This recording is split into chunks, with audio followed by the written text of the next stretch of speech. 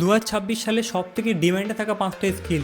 সবার থেকে প্রথম সেটা হচ্ছে এআই টুল ব্যবহার করা। এটা আমরা অনেকেই জানি, কিন্তু না, শুধু এআই টুল ব্যবহার করলেই হবে না। কোন এআই টুল তোমার ক্লায়েন্টদের প্রবলেম সলভ করতে পারে বা তোমার প্রবলেম সলভ করতে পারে, সেই এআই টুলটা আগে শেখো এবং সেটা থ্রু অবশ্যই নিজের ক্যারিয়ারটা গ্রো করো। দ্বিতীয়, ভিডিও এডিটিং। এখনকার দিনে আমার মতো প্রচুর কন্টেন্ট ক্রিয়েটারদের ভিডিও এডিটিং করার জন্য লোকের দরকার। তাই তুমি যদি ভালো ভিডিও এডিটিং শিখতে পারো তাহলে কিন্তু অবশ্যই তুমি সেটা করে নিজের ক্যারিয়ারকে এক ধাপ এগিয়ে নিয়ে যেতে পারবে। 3 নম্বর, ডিজিটাল মার্কেটিং, যেটা কিন্তু সব সময়ের জন্য একটা হাই ডিম্যান্ড স্কিল।